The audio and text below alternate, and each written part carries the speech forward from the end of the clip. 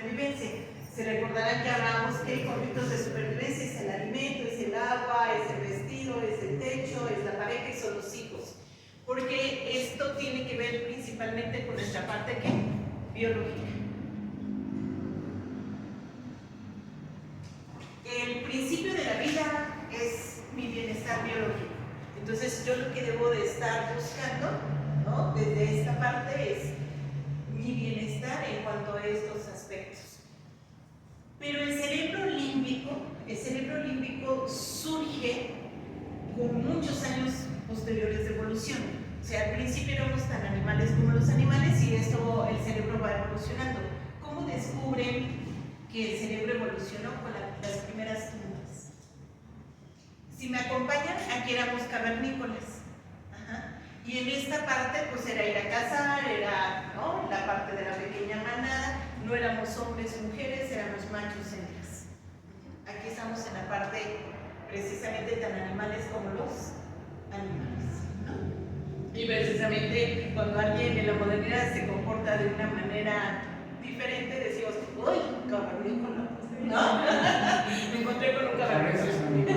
Sí, o pareces animal, ¿no? Disculpando o pidiendo disculpas a los animales, ¿no?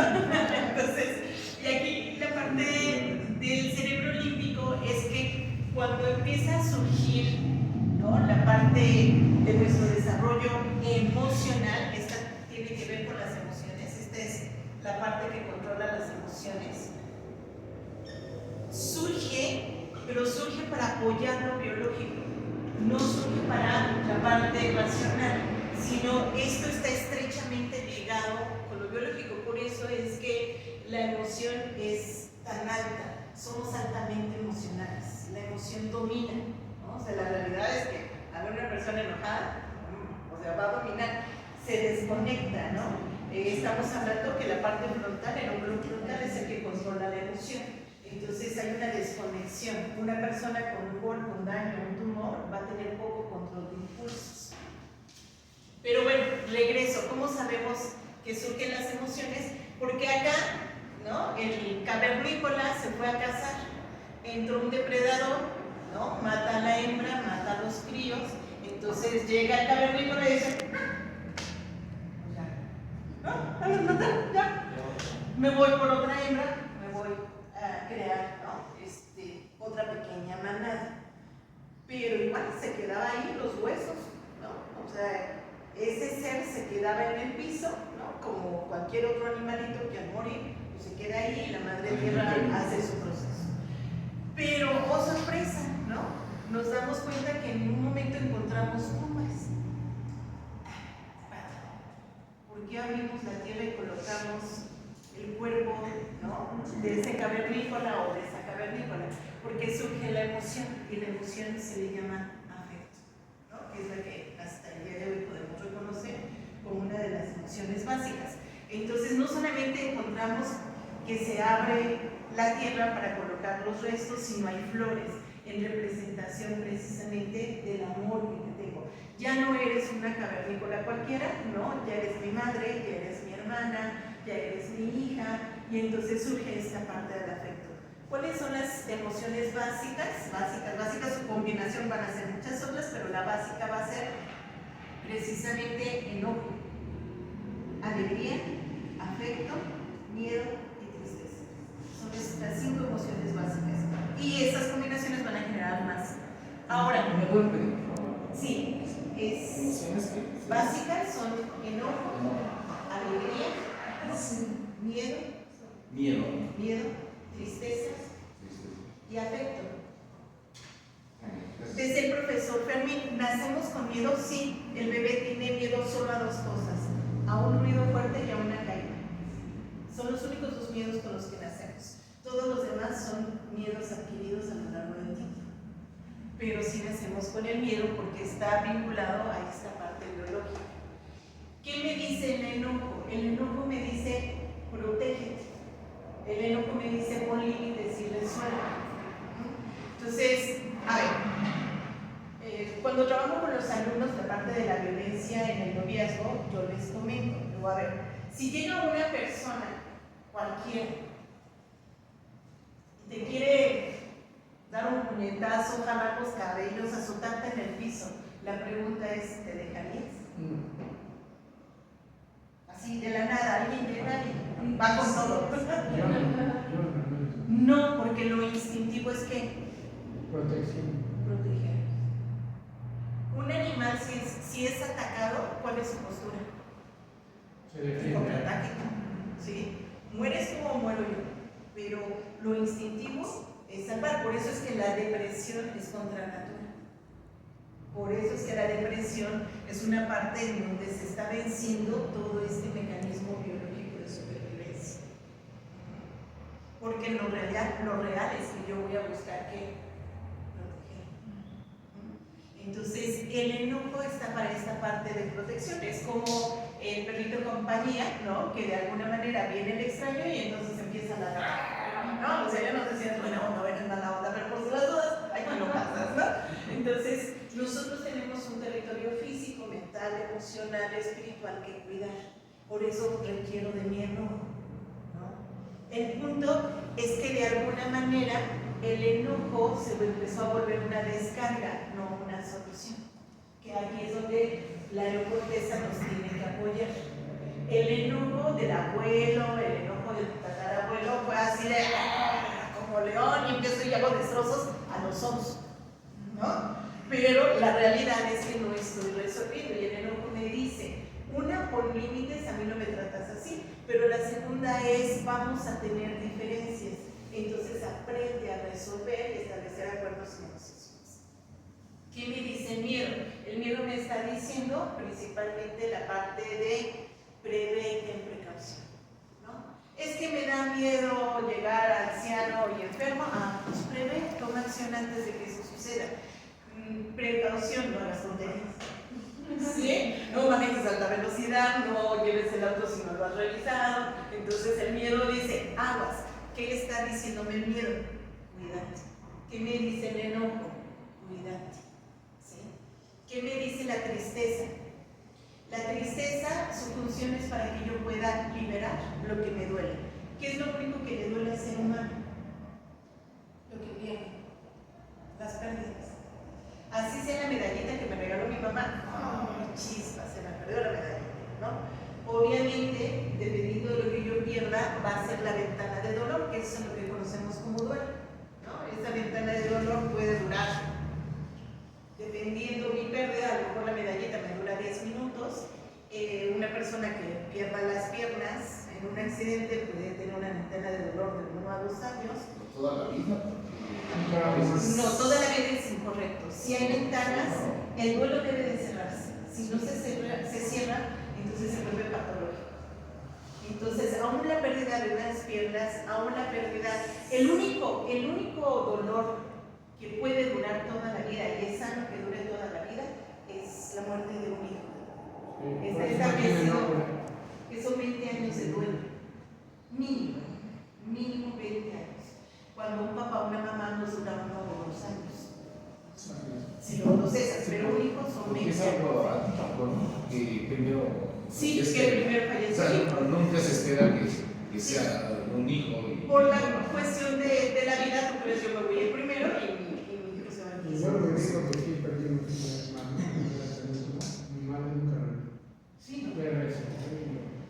Sí, Claro, con el tiempo, sí, ella pues tuvo que hay una superar esa. capacidad de ir adaptándose o sobrellevando el dolor. Menciona que es una aceptación a la situación que ocurrió. El duelo sí tiene que ver, el cierre sí es una aceptación de la pérdida. Si el cierre definitivo es que yo acepto esa pérdida, ¿no? Y la integro. Claro. Entonces, esa es la parte precisamente de la tristeza. Entonces, ¿qué me dice la tristeza?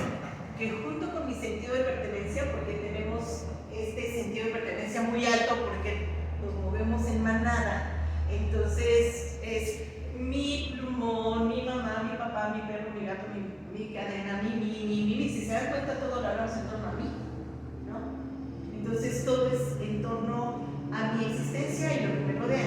Dicen los especialistas que cuando muere una persona no lloramos por el que murió, lloramos por el espejo que perdimos que retroalimenta mi esencia. Entonces, porque el que ya se fue, pues ya se fue, ¿no? Pero pero yo estoy llorando por lo que para mí representa esa pérdida o ese espejo de lo que significa psicológicamente para mí. Entonces esa es la tristeza. Entonces, ¿qué me dice la tristeza? Bueno, disfruta, aprovecha, goza, agradece para que llegado el momento, déjalo ir, porque todo lo vamos a perder, todo, te vas a morir. Eso que dijo el profesor, cuando muere mi madre, mi expareja, me dio una tarjetita que dice, el dolor déjalo ir, y es una mariposita, una tarjetita, pero que lo dejes ir. Entonces, con eso, para mí que me dio yo soy pies en el suelo. Entonces, no hay algo tan simple que te puede el duelo hacerlo a un niño. Claro. Mi padre decía, en vida dame lo que quieras. Después de muerto ya ni me vayas a nada, ni a porque él me lo hizo realmente.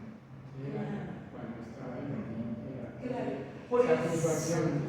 Sí, por eso es tan importante buscar la reconciliación con nuestros seres amados a la brevedad posible. Que también, pues, el enojo dice, resuelve, ¿no? Pero tómate tu tiempo, cálmate y ya después ve por esa resolución o solución que estás teniendo con la persona. Y sí, dicho de otra manera, el dolor es el precio del amor. El dolor come alas y déjalo ir, así dice. Sí, regreso a esta idea. ¿Por qué el dolor es el precio del amor? Porque si yo no conozco a la persona no me va a doler. Ahorita le está pasando algo al chinito del chino y no me está doliendo, porque no lo conozco. Solo me duele lo que conozco. Y para que no me duela mi madre, tendría que haber fallecido mi madre en el momento que me dio a luz. Entonces yo no hubiera experimentado la pérdida. Entonces, el amor siempre va a ser más grande que el dolor. Si mi precio es ese dolor por haberte conocido, no, hombre, lo pago 1000 veces. Porque si ustedes piensan en esos seres amados, dicen, no, pues sí, yo te quiero ver, te quiero conocer y vivir las experiencias que vivimos. Entonces, sí, eso es lo que nos fortalece ante la tristeza y ante los duelos, pero bueno, esa es otra línea, ¿no?, de la tanatología. El punto es, realmente la alegría es la única que me conecta con la salud y me conecta con el placer de vivir, para que no todo en mi vida sea responsabilidad, peso, y me desconecte con la vida. Entonces la alegría me conecta con esta parte. Y después de muchos tiempos surge el amor cortés. Ahora, ¿por qué retomo toda esta parte? Porque cuando hablamos de autocontrol,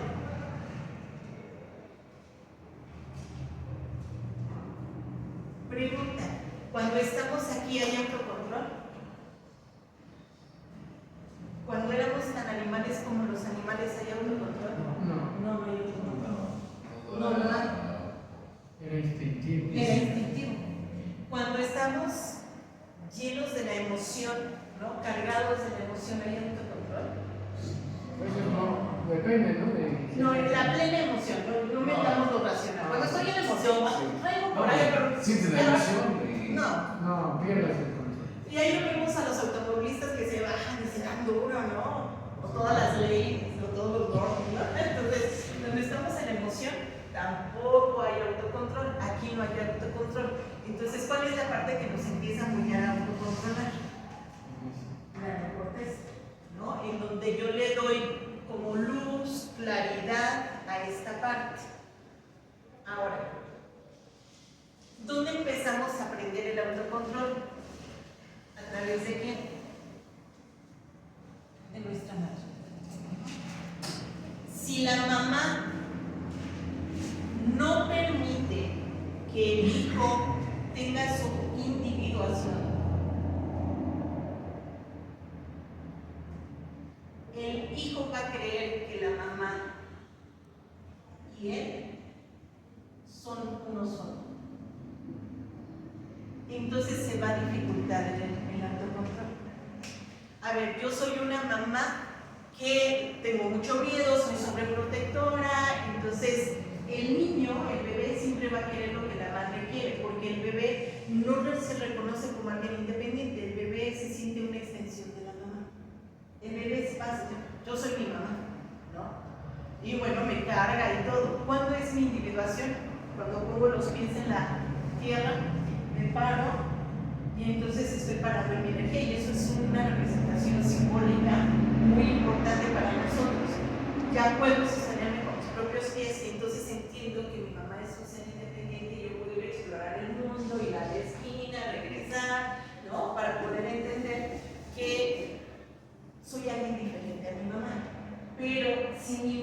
de alguna manera en esa atención o sobreprotección dice, no, tú y yo somos lo mismo, y tú no haces, y tú no vayas, y tú no lo otro, entonces mi autocontrol lo va a regular ¿quién? Y aquí es donde pueden surgir situaciones de psicosis. O sea, pensamientos irracionales, ¿por qué? Porque al final de cuentas no estoy estructurando yo mi propia psique. Entonces, desde aquí el autocontrol va a ser casi nulo. Digamos que está esperando la información de la mamá para poder actuar con alguna situación. Claro, eso es desde lo que mi mamá quiere. Si mi madre, precisamente entonces, me da al hijo todo lo que él quiere, ¿no? Todo lo que él quiere, entonces también se genera otro desequilibrio y tampoco hay autocontrol, y es lo que conocemos como el síndrome narcisista. Aquí nace el narcisismo.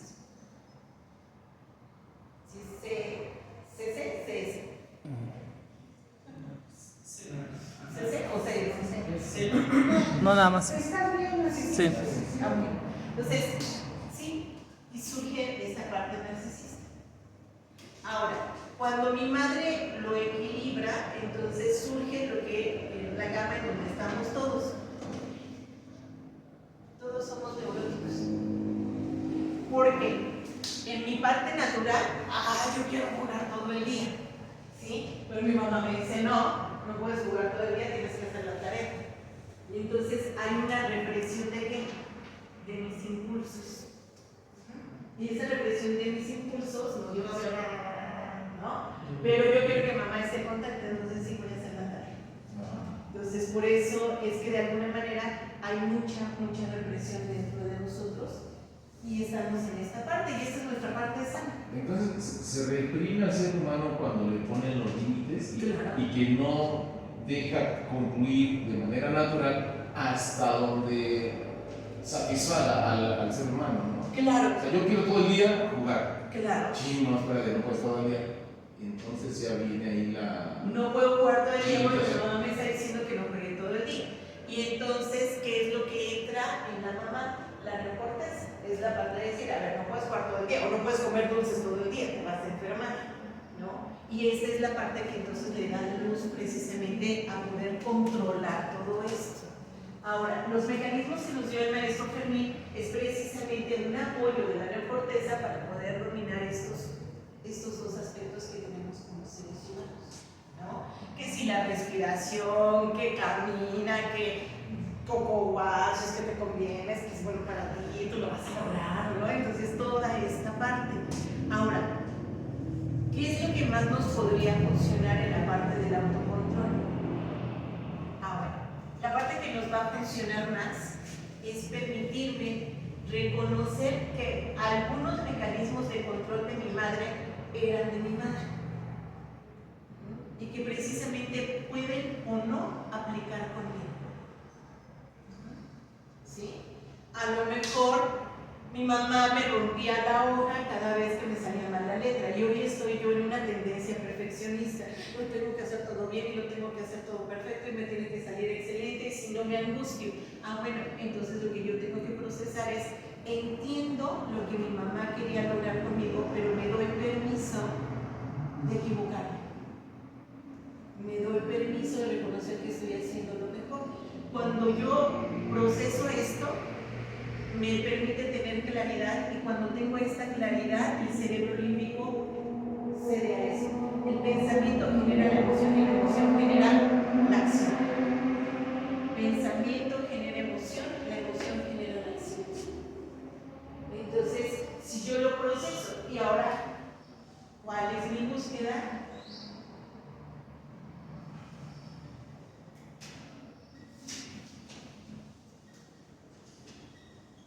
Buscar auténticamente ser quién.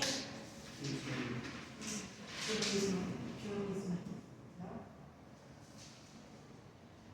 Sí. ¿Cuál es mi búsqueda? Buscar auténticamente ser yo mismo. Es decir, darme permiso, se dice desde la autoestima, darme permiso de encontrar mis propios mecanismos de qué? De bienestar. Por eso dice la asertividad, o sea, puedes romper hasta con cuestiones de costumbres sociales si eso no te genera el bienestar. Todos los diciembres nos reunimos, pero todo es una bola de críticas, todo el mundo sale peleado, y entonces digo, no, o sea, ya no me quiero chutar este menú, ¿no? Entonces me puedo auténticamente permitir ser yo mismo, y esto me empieza a autorregular. Esto me genera la autorregulación. Entonces, un ejercicio lindo es, ¿y yo qué quiero? Sí, porque eso le funcionó a su mamá. Exactamente. Eso lo acostumbró y se sentía bien y todo. Pero para mí no me agrada, no lo acepto y entonces debo de buscar la esencia de lo que sí me agrada, ¿no? Sí. Ser uno mismo. Porque yo tengo la capacidad de poderlo discernir. Como mi madre discernió 5 cosas, yo puedo discernir 20, ¿no? Entonces, aquí era lo que mi mamá quería, lo que mi mami quería. Aquí es lo que yo quiero. Ay, es que me siento cansado. Pues descansa. El cuerpo es sabio, te está diciendo descansa. Te está diciendo te duele la cabeza, entonces bájale al ritmo. O sea, esta parte sabia si la escuchamos. Entonces lo que yo tengo que escuchar es qué me dice mi emoción, qué me dice mi cuerpo, porque esto va a tomar luz. ¿Qué me está diciendo mi cuerpo?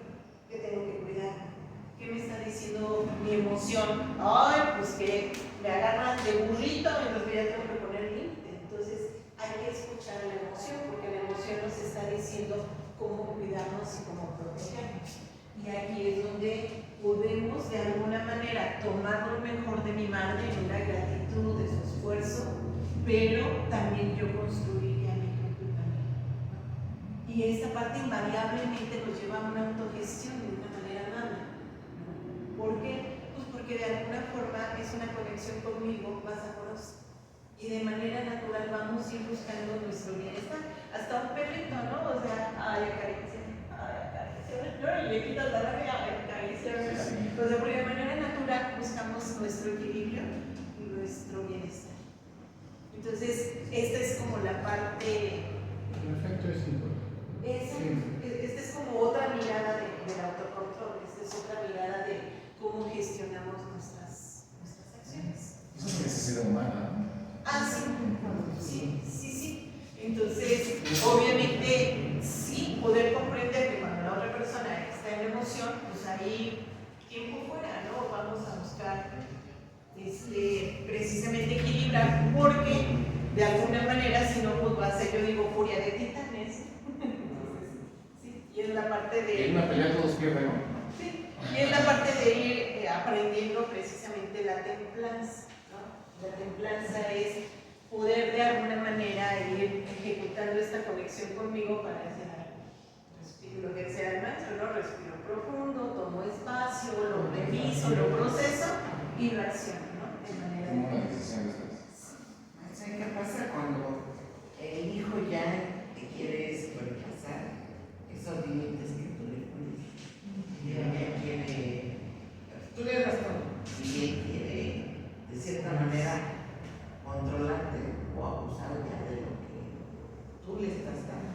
Es una pregunta muy interesante, maestra. Lo que yo he logrado detectar, y por eso no trabajo con este punto, es la culpa.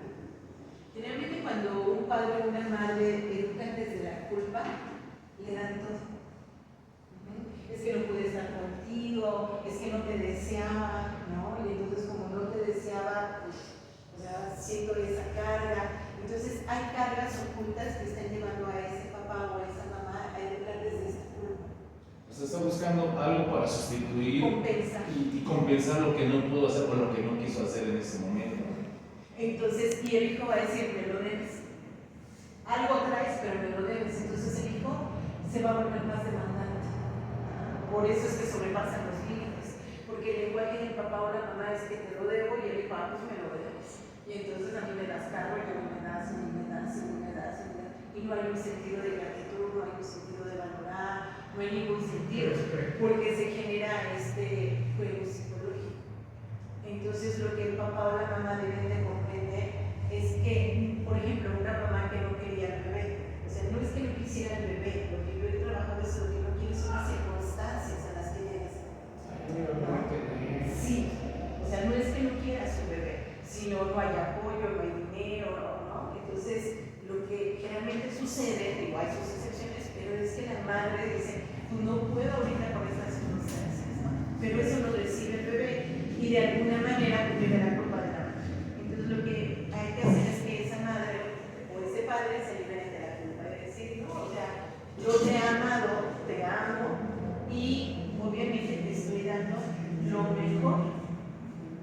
lo mejor que yo tengo, ¿no?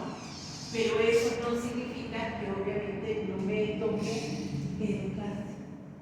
¿Sí? O sea, mi chamba es darte recursos para salir adelante en la vida.